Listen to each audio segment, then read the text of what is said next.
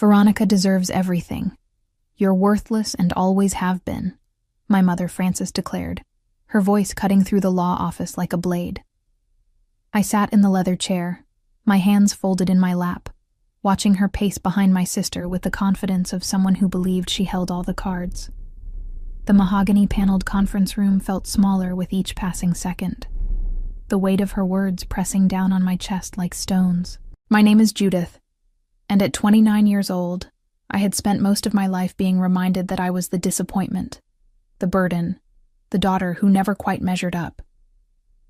Veronica, 3 years younger and perpetually golden in our mother's eyes, sat primly beside Frances, her perfectly manicured fingers drumming against the table in anticipation. The lawyers were running 10 minutes late, but Frances couldn't contain her excitement any longer. "Rose always knew Veronica was special," Frances continued, her eyes gleaming with vindictive satisfaction.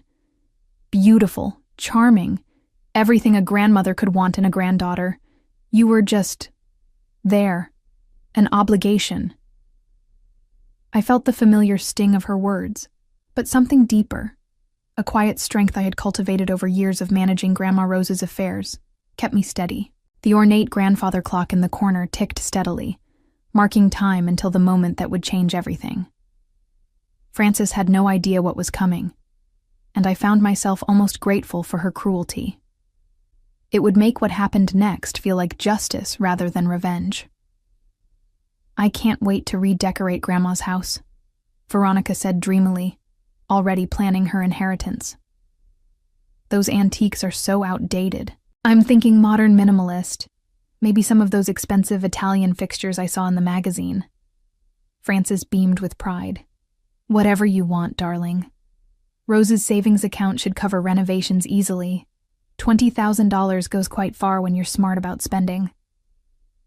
I watched them discuss their plans, feeling like a ghost in my own family.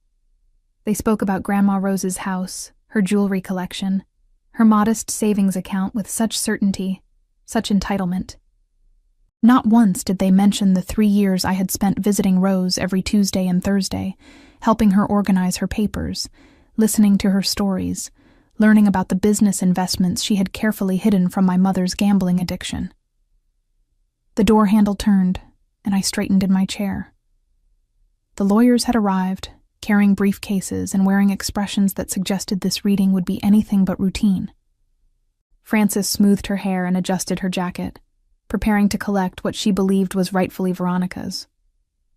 What my mother didn't know was that Grandma Rose had been far more perceptive than anyone gave her credit for, and infinitely more wealthy than my family had ever imagined. The months leading up to this moment had been filled with a careful dance between my grandmother and me, one that my mother and sister had been too self-absorbed to notice. Every Tuesday and Thursday for the past 3 years, I had driven the 45 minutes from my apartment in downtown Minneapolis to Grandma Rose's modest house in the suburbs, ostensibly to help her with household tasks and provide companionship in her later years. What actually happened during those visits was far more complex. Rose would brew her signature chamomile tea, settle into her favorite armchair, and begin discussing her little projects, business investments she had been making for over 2 decades. Most people saw Rose as a sweet elderly woman living on Social Security and a small pension from her late husband's factory job. The reality was that she owned controlling interests in 5 different companies, ranging from a successful catering business to a small but profitable real estate development firm. "Frances has a problem, Judith," Rose had confided in me during one of our early conversations. "I've watched her gamble away 3 different windfall payments over the years. Her father's life insurance, the settlement from her car accident, even the money I gave her for Veronica's college fund. All of it disappeared into those casino machines. I had suspected as much. Frances's frequent business trips to nearby casinos, her mood swings that coincided with mysterious financial stress, and her constant requests for loans from Rose had painted a clear picture. What I hadn't realized was how methodically Rose had been protecting her assets from my mother's addiction. "I need someone I can trust to help me manage these investments," Rose had said, sliding a folder across her kitchen table. Someone who won't see dollar signs and forget about responsibility. The folder contained corporate documents, financial statements, and partnership agreements worth approximately $15 million. Rose had spent decades quietly building this business empire, reinvesting profits and expanding her holdings, while maintaining the facade of a simple retiree. She had chosen me as her successor not out of favoritism, but out of necessity. Francis's gambling debts had put creditors on alert, and they were already sniffing around Rose's estate, hoping to collect when she passed. "Your mother believes I have $20,000 in savings and a house worth maybe $150,000, Rose had explained with a slight smile. Let her continue believing that.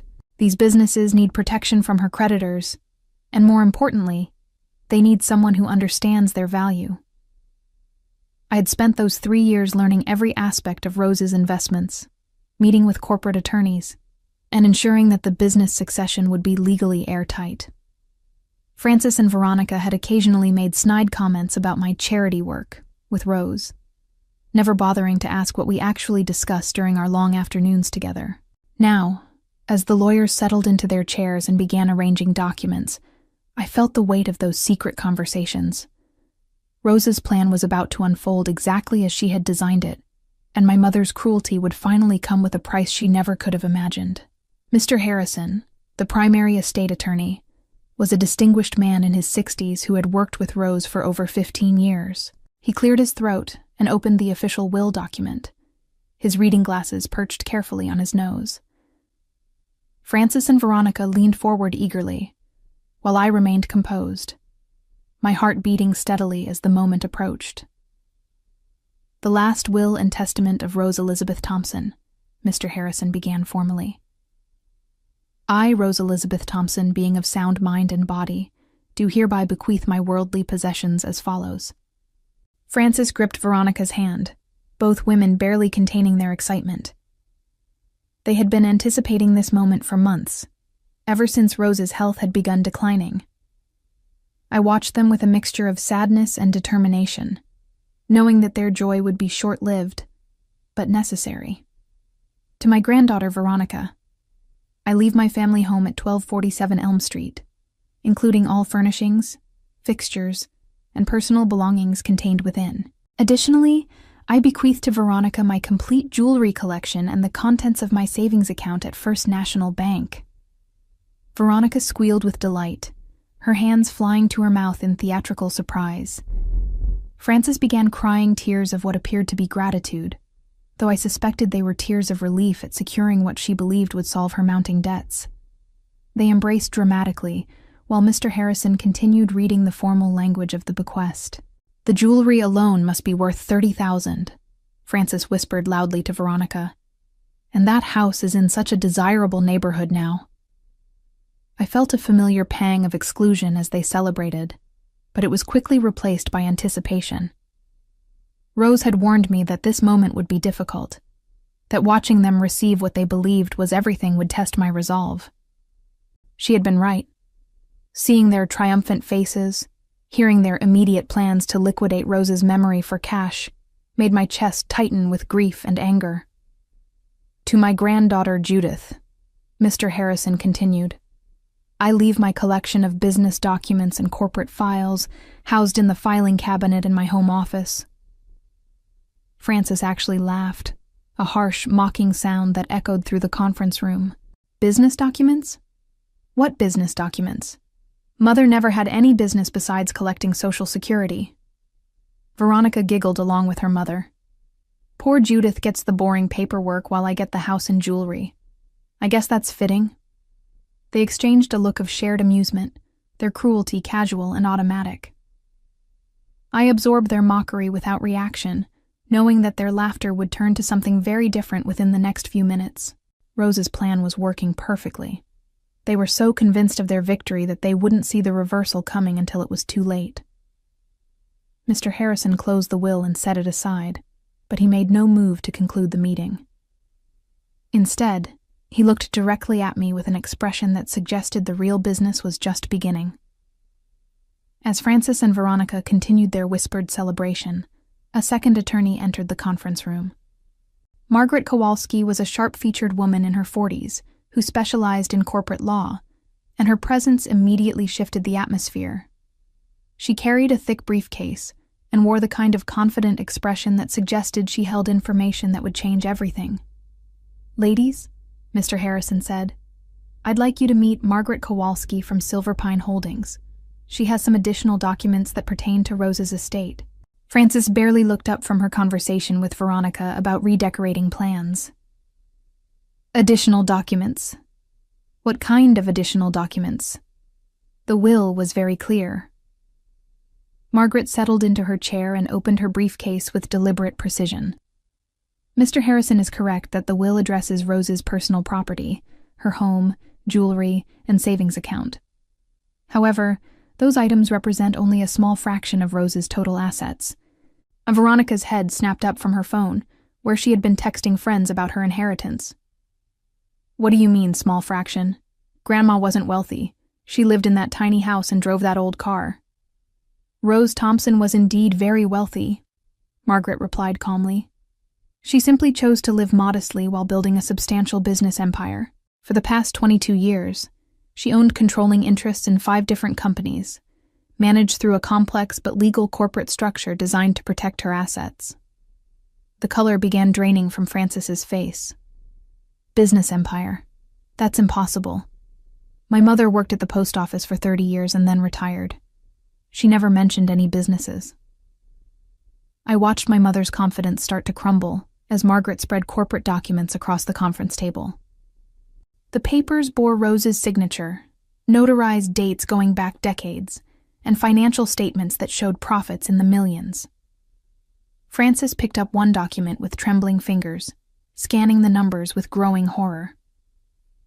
"These companies," Margaret continued, "include North Peak Engineering, a civil engineering firm that has contracted with the State Highway Department for 15 years, Rainmore Publishing, which owns the rights to several successful regional magazines, Jasper Hollow Foods, a catering company that services major corporate events throughout the Twin Cities, Oxbend Technologies, a small but profitable software development firm, and Larkspur and Finch, a real estate development partnership that has built 3 successful residential communities." Veronica's face had gone pale. How much are these companies worth?" "The combined value, based on the most recent appraisals, is approximately $15 million. The number hung in the air like a physical weight. Frances made a small choking sound, while Veronica gripped the edge of the table so tightly her knuckles turned white. Their celebration had transformed into stunned silence, replaced by the dawning realization that they had been operating under completely false assumptions about Rose's wealth. "Where did the money come from?" Frances whispered. "How could she afford to buy businesses?" Margaret consulted her notes. "Rose began investing in 2002, using your father's life insurance settlement as initial capital. Instead of spending that money, she partnered with existing business owners who needed investors. Over time, she acquired controlling interests through careful reinvestment of profits. She was, by all accounts, an extremely shrewd businesswoman. I watched my mother's face cycle through disbelief, confusion, and growing dread. Frances had always dismissed Rose as a simple woman who needed taking care of, never recognizing the sharp intelligence that had built an empire right under everyone's noses. The condescension Frances had shown toward Rose's little hobbies was now revealed as willful blindness to her mother's remarkable success. "But why didn't she tell us?" Veronica demanded. "Why keep it secret?" Margaret's expression grew serious. Rose was very concerned about protecting these assets from potential creditors. She had observed certain gambling habits within the family and wanted to ensure that her business empire would remain intact. Frances's face flushed red with humiliation and rage. The carefully hidden truth about her addiction was now exposed in front of lawyers and documented in corporate files that could never be denied or dismissed. Margaret reached into her briefcase and withdrew another set of documents, these ones bearing more recent dates and signatures. Rose updated her corporate succession plan 18 months ago, after careful consideration of who should inherit control of these businesses. Frances lunged forward in her chair. Veronica is her primary heir. The will clearly states. The will addresses Rose's personal property, Margaret interrupted firmly. Corporate ownership operates under different legal structures.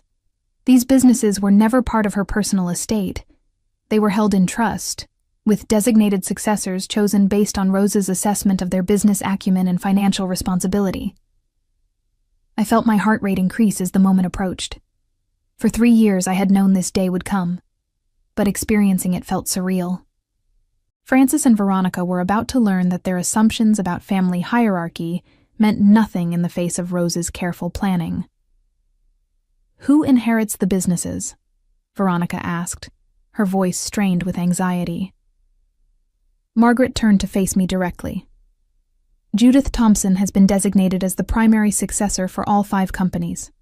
She has been working closely with Rose for the past 3 years, learning the operations and meeting with management teams.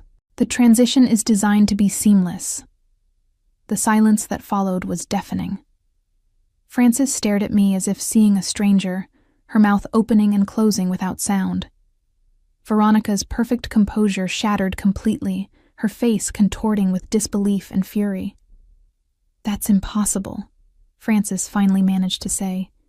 "Judith doesn't know anything about business.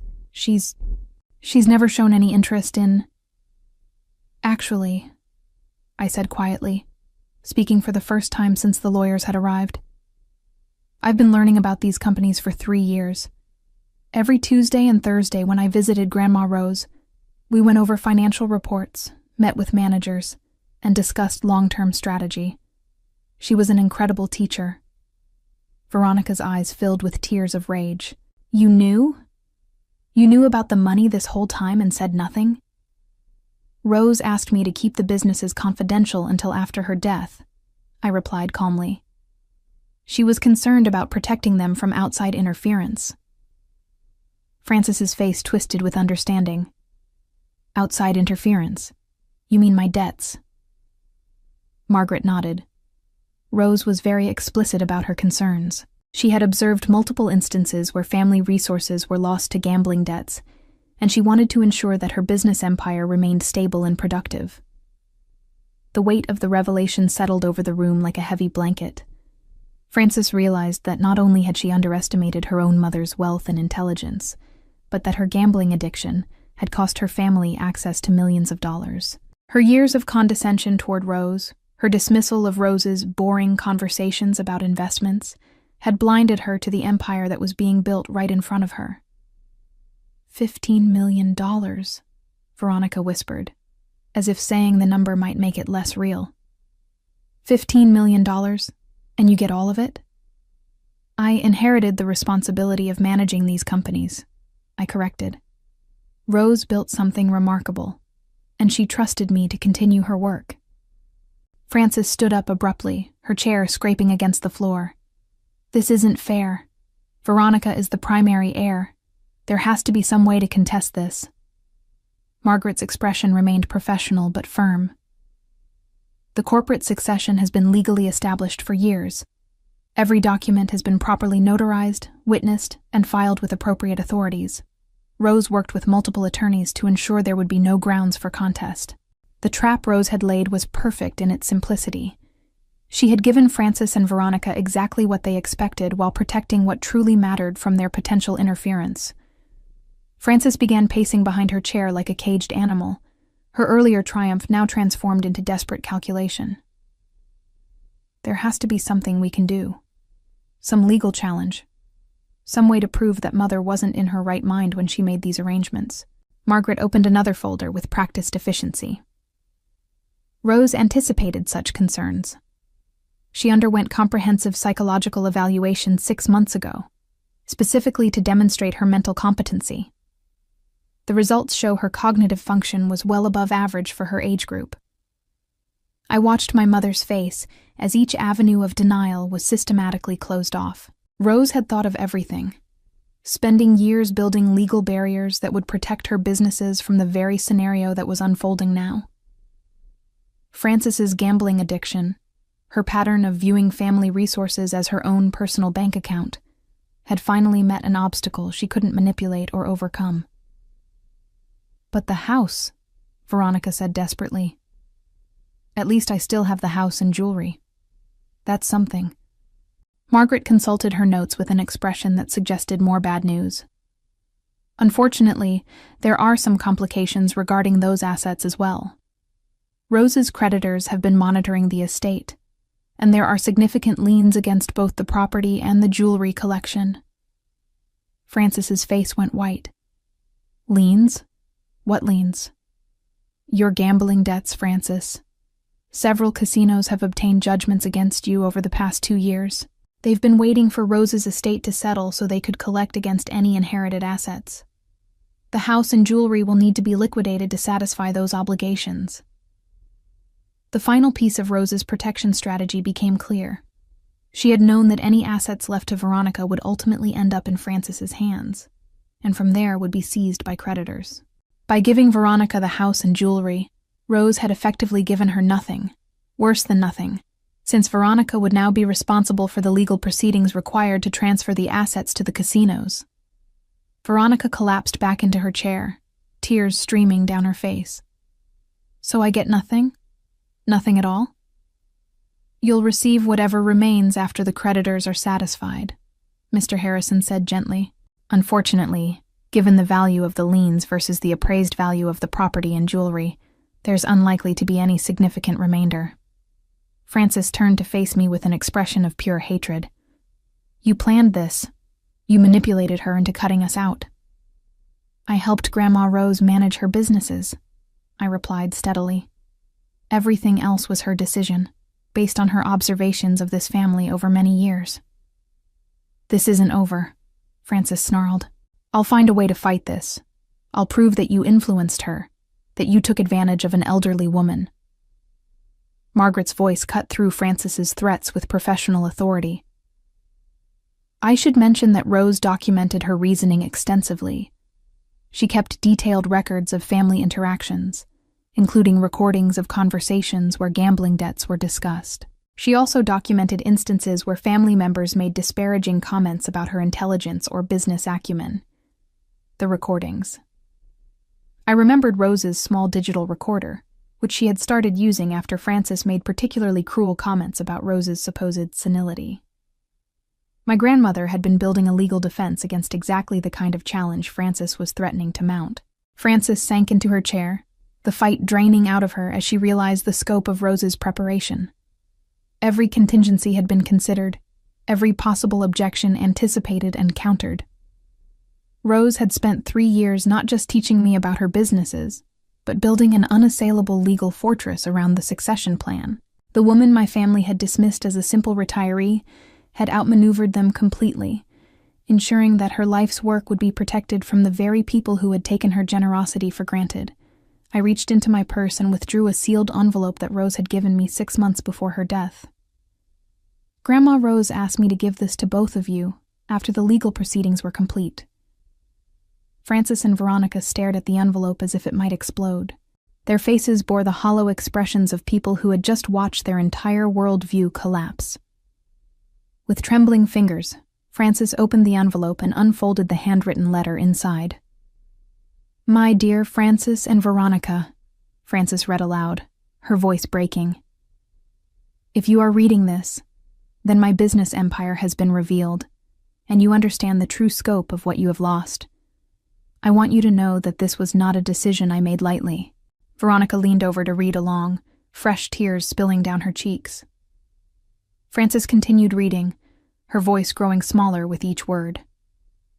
Francis, your gambling addiction has cost this family more than you realize. The money you asked me for over the years, the loans you never repaid, came from profits these businesses generated. I calculated that your debts have cost the family over $200,000 in the past 5 years alone. Francis's hands shook as she held the letter. She kept track? Veronica, Francis read on. You have never shown interest in anything beyond spending money and acquiring material possessions. When I tried to discuss my investments with you, you dismissed them as boring old lady hobbies. You made it clear that you saw me as nothing more than a source of inheritance. Veronica sobbed openly now, the weight of her grandmother's disappointment finally reaching her. Judith, on the other hand, spent 3 years learning about these businesses, not because she wanted to inherit them, but because she genuinely cared about my well-being and respected my intelligence. She never asked me for money, never dismissed my accomplishments, and never treated me like a burden. Frances finished reading the letter, her voice barely a whisper. I leave these businesses to Judith because she has earned them through dedication, respect, and genuine love. What you inherit, or fail to inherit, is the result of choices you made over many years. I hope you learn from this experience, though I fear you may not. Love, Mother. The conference room fell silent except for Veronica's quiet crying. Frances stared at the letter for a long moment before carefully folding it and placing it back in the envelope. When she looked up at me, her expression had changed from anger to something closer to defeat. She really planned all of this, Frances said quietly. Every detail. Yes, I replied. She spent 3 years making sure everything would be legally protected and properly documented. Margaret began packing her documents. Judith, you'll need to meet with the management teams of each company within the next 2 weeks. The transition plans are already in place, but there are some signatures required to finalize the transfers. I nodded, feeling the weight of responsibility settling on my shoulders.